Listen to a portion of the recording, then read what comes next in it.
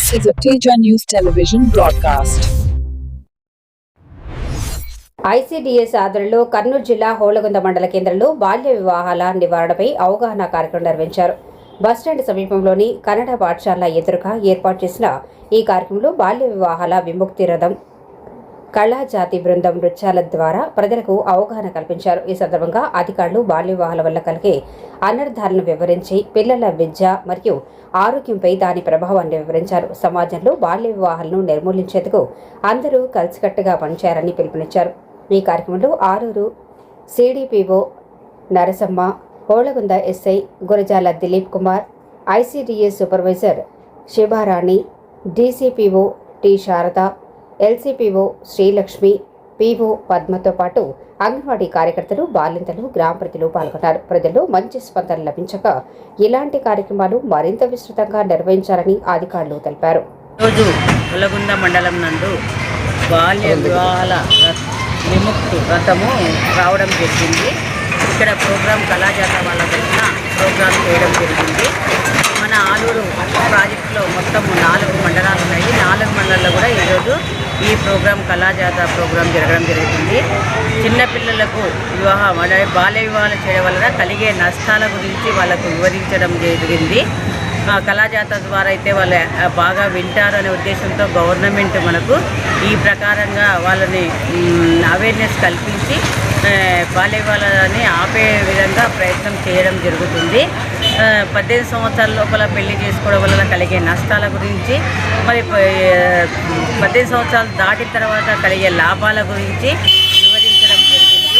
మగపిల్లలకు కూడా ఎప్పుడైనా 21 సంవత్సరం తర్వాత పెళ్లి చేయాలి కంపల్సరీ. అంతకన్నా ముందు చేయడం వలన అనారోగ్యానికి గురి కావడానికి అవకాశాలు ఎక్కువగా ఉంటాయి. ఆడపిల్ల కానీ మగపిల్ల కానీ ఎవరైనా కానీ ఆ వయసు తర్వాతనే పెళ్లి చేయాలి. ఒకవేళ చిన్న వయసులో పెళ్లి చేయడం వలన వాళ్ళకు చట్టాలు ఇప్పుడు చాలా ఉన్నాయి. ఎందుకంటే 1 లక్ష రూపాయలు జరిమానా, 2 సంవత్సరాలు జైలు శిక్ష అని కూడా కఠినంగా చేస్తాము అని చెప్పేసి గవర్నమెంట్ మనకు నిర్దేశించడమైనది. కాబట్టి ఎవ్వరు కూడా చిన్నపిల్లలకు పెళ్లి చేయకూడదు.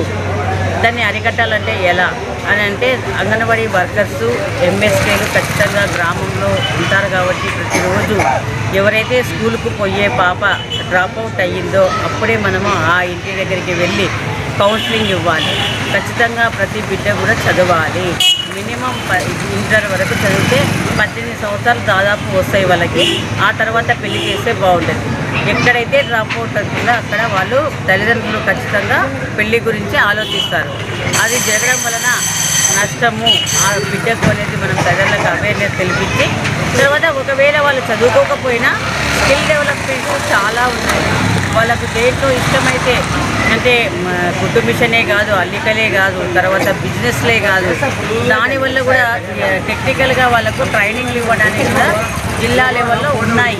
కాబట్టి అలాంటి ఎవరికి ఏది ఇంట్రెస్ట్ ఉందో అలాంటి కార్యక్రమాలు, అంటే చేతి వృత్తులు నేర్పించి వాళ్ళు బ్రతుకు తెరువు కోసము వాళ్ళ కాళ్ళ మీద మనం నిలబడేటట్లు చేయాలి. కానీ మనం 18 సంవత్సరాల లోపల ఖచ్చితంగా పెళ్లి చేయకూడదనే విషయము ప్రజల్లో తీసుకెళ్లడం జరుగుతుంది.